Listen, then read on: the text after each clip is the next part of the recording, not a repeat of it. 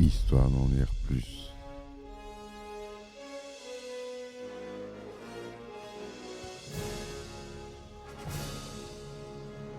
Eh ben attendez, on est en France. Allez, cul sec.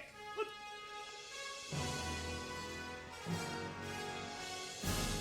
Personne ne veut le croire et pourtant c'est vrai. Ils existent, ils sont là, Tarnatata.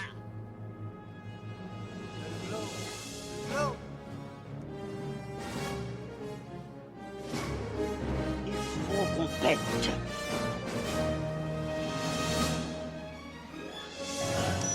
Voyons, circuit branché, correcteur temporel temporisé. Bonjour, bienvenue sur Histoire d'en dire plus. Aujourd'hui, on s'attaque à un film de société qui est devenu culte. J'ai nommé Menace to Society. Allez, c'est parti mon kiki. Alors, Menace to Society, je pense que les boomers, vous connaissez ce film qui raconte l'histoire du ghetto américain. Menace to Society, ou Menace to avec les chiffres 1 et 1 collés selon la graphie de l'affiche, est un film américain réalisé par les frères Hughes, Albert et Allen, sorti en 1993. Il a gagné un statut de film culte pour ses nombreuses scènes de violence, ses dialogues crus, sa bande originale gangsta rap et ses messages préventifs. On y découvre les divers aspects de la vie des minorités noires et pauvres de Los Angeles.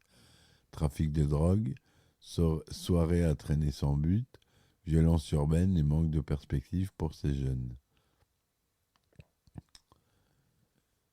On retrouve l'actrice Jada Pinkett Smith, la femme de Will Smith, qui se fera connaître dans ce film. L'histoire se passe un an après les émeutes du quartier afro-américain de Watts en 92. Kane et son ami O-Dog, deux jeunes afro-américains, entrent dans une épicerie au coin d'une rue, tenue par des Coréens pour acheter de la bière. La commerçante coréenne et son ami les observent de manière suspicieuse, car O-Dog commence à boire la bière avant de l'avoir payée. O-Dog reproche violemment au couple d'être méfiants uniquement parce qu'ils sont deux noirs dans leur magasin. Kane et O-Dog perdent leur boisson et s'apprêtent à quitter les lieux tout en étant agressifs lorsque le commerçant lance à l'attention de O-Dog un « Je plains ta mère ». Le jeune homme devient fou et l'abat avec son arme à feu, puis il se rue sur la femme, lui extirpe la cassette vidéo de surveillance et l'abat à son tour avant de faire main basse sur la caisse du magasin. Kane, tétanisé par la scène, s'enfuit, mais il est désormais complice d'un double meurtre et de vol à main armée. C'est le début de la lente et inexorable chute du jeune homme. En détail, le film commence sur un reportage de l'époque sur les émeutes du quartier noir de Watts à Los Angeles et sur la violence de la répression policière blanche sur la minorité noire de 1965. Les conséquences se font sentir 27 ans plus tard. Le film se passe un an après les émeutes de Watts en 92 et le film se base sur un constat que la jeunesse de la minorité afro-américaine, qui ne représente que 16% de la population totale, est surreprésentée dans les statistiques de la délinquance, environ 42%. Menace to Society suit la vie de Cady Lawson, un jeune homme de 18 ans surnommé Kane. Depuis la mort de ses parents, quand il était encore enfant, il vit chez ses grands-parents qui tentent de lui inculquer les valeurs d'humilité et de respect inspirées de la Bible. Kane va au lycée et il est plutôt bon élève, ce qui lui permet de décrocher son diplôme. Parallèlement à ça, il est aussi un délinquant accompli dans le trafic de drogue. Il a appris cette activité criminelle avec son mentor, ami de son père, Pernell. Ce dernier est en prison. Kane aide donc financièrement son ex-petite amie, Ronnie, et son enfant, Anthony. Kane fréquente la plupart du temps Kevin, alias O-Dog, un adolescent impulsif, au comportement criminel ultra-violent et inconscient de ses actes. La petite bande d'amis, composée également de Hawk, Stacy, Sharif et Harold, chacun représente à sa façon la communauté noire des ghettos américains. Hawk, c'est le gangster qui survit grâce au crime. Sharif est l'ancien délinquant converti à l'islam et qui cherche à convertir d'autres âmes en peine. Harold est le père de famille qui travaille mais qui continue à rester avec ses copains de quartier. Et Stacy, le sportif de la bande. Chacun cherche à sortir de sa condition comme il peut. Après une soirée, Kane et son cousin se font braquer leur voiture. Durant l'attaque, Kane reçoit 2 balles dans le corps et son cousin est abattu et meurt sur le coup. Les braqueurs s'enfuient et les copains de Kane, ayant entendu les coups de feu, arrivent immédiatement. Kane est emmené à l'hôpital tandis que Sharif veille sur le corps de son cousin avant l'arrivée des secours. Après quelques semaines, Kane se rétablit doucement. Il veut absolument se venger de son agression et de la mort de son cousin. Awax arrive à le localiser. Kane, Odox et Awax se préparent pour un 187. C'est le nom de code pour la police américaine pour un assassinat. Un soir, la petite bande piège l'autre bande de braqueurs sur un parking et les abat tous un par un. Quelques semaines plus tard, Kane et O-Dog sont engagés par un garagiste véreux pour voler une Nissan noire Maxima 1990. Ils la trouvent et la volent dans un parking couvert, mais ils sont interpellés par la police. O-Dog est relâché avec un avertissement car il est mineur, mais Kane, âgé de 18 ans, est traité comme un adulte. La police tente de faire le lien avec lui pour les assassinats des commerçants du drugstore, mais manquant de preuves, il le relâche. Il achète plus tard une Ford Mustang 5 volée à un reseller et braque un jeune homme à un drive-in pour lui prendre ses jantes, ses bijoux, son tatou, son pager, sa radio et il le force à commander un double burger avec du fromage. Kane apprécie de plus en plus sa vie de voyou avec les gars de son quartier. Il rencontre une fille du nom de Yena, ils font l'amour et il la met enceinte. La nuit suivante, Kane et Sharif sont arrêtés et agressés par des policiers racistes. Après leurs agressions, les policiers les laissent en plein territoire des gangs latinos en espérant qu'ils se feront tuer par ces derniers. Cependant, les gens du quartier montrent de la compassion à leur rencontre et emmènent Kane et Sharif à l'hôpital. Ronnie rend visite à Kane et lui annonce qu'elle a trouvé un travail à Atlanta et l'invite à venir avec elle. Kane décide de réfléchir. Une semaine plus tard, lors d'une fête pour célébrer le départ de Ronnie, Sharif et Stacy, Kane dit à Ronnie qu'il accepte sa proposition de l'accompagner à Atlanta et ils font l'amour. Juste après, une connaissance, Chauncey, tente d'avoir une relation forcée avec Ronnie. Kane prend la défense de Ronnie en frappant avec la crosse du pistolet Glock 19 de O-Dog. Plus tard dans la nuit, Yena appelle Kane et lui annonce qu'elle est enceinte. Kane l'accuse de mentir et raccroche. À la suite de l'agression de Kane sur Chauncey, ce dernier se venge en appelant la police et envoie une copie de la cassette vidéo de surveillance du braquage de la supérette. Kane et O-Dog sont maintenant recherchés pour meurtre. Ronnie et Kane rendent visite à Pernell en prison qui donne sa bénédiction au couple pour refaire leur vie et s'occuper de son fils Anthony. Plus tard dans la journée, le cousin d'Iena vient demander des explications à Kane. L'explication dégénère et le cousin se retrouve frappé, à terre, presque mort, et devant les grands-parents de Kane. Ces derniers jettent alors Kane dehors. 2 semaines plus tard, à la maison de Ronnie, Kane, Ronnie, Stacy et Sharif sont sur le point de quitter Hayley quand le cousin d'Iena, à la tête d'un gang, décide de se venger.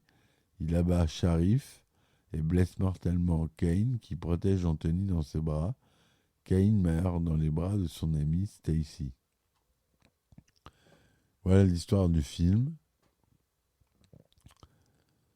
Donc, À la musique, on retrouve Monsieur Quincy Jones 3. À la production Darren Scott, une production New Line Cinema avec un budget de 3,5 millions de dollars. Tourné en anglais, en couleur 1,85e Dolby 35 mm, d'une durée de 97 minutes. Il est sorti aux États-Unis le 26 mai 1993 et en France le 5 janvier 1994. Il était rated R for Strong Violence, Drug Use and Language aux États-Unis et interdit aux moins de 16 ans en France. Jada Pinkett Smith y joue Ronnie, Tyrone Turner y joue Katie, MC8 y joue Awax, Samuel L. Jackson, Todd Lawson.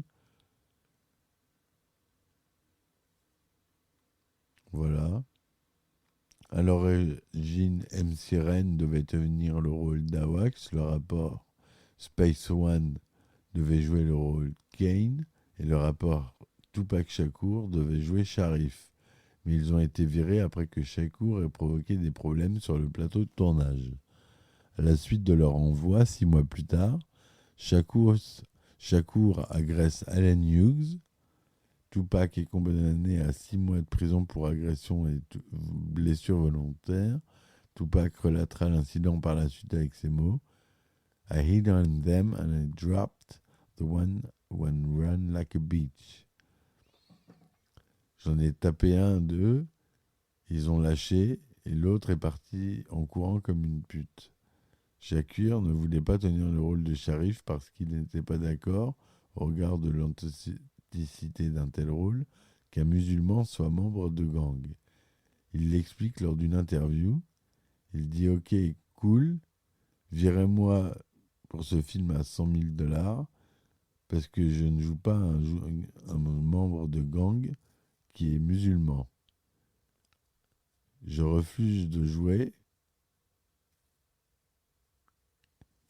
ça. Tupac voulait jouer Hot Dog, mais il sera remplacé respectivement par Taryn Lance et Tyrone Dorter. Les morceaux originaux,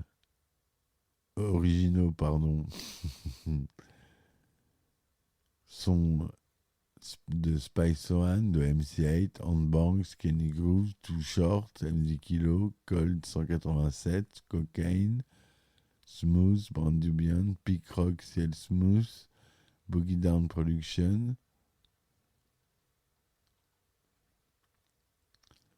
Il a eu le Spirit Award 94 de la meilleure photographie, le MTV Award 94 du meilleur film. Menace to Society a rencontré dans l'ensemble des critiques favorables, avec un pourcentage de 85% pour une note de 7,4 sur 10 sur Rotten Tomatoes et une moyenne de 76% sur Metacritic. Le film a également rencontré un succès public en rencontrant plus de 27 912 000 $ aux États-Unis pour un budget de 3,5. En France, le film a totalisé 149 000 entrées. Voilà ce que je voulais vous dire sur ce film monumental qui décrit bien la décrépitude des États-Unis dans les années 90, de certains quartiers de Los Angeles.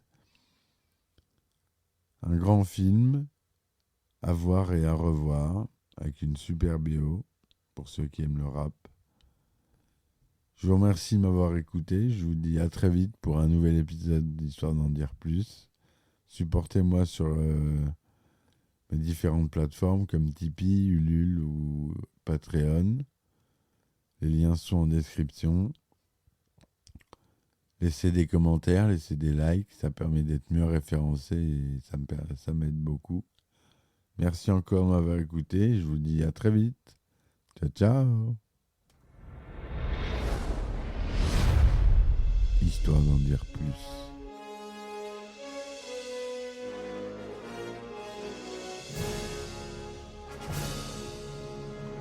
Eh ben attendez, on est en France. Allez, cul sec.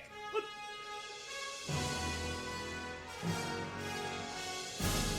Personne ne veut le croire et pourtant c'est vrai, ils existent, ils sont là, Tarnatata. Le globe. Le globe. Il faut qu'on pète.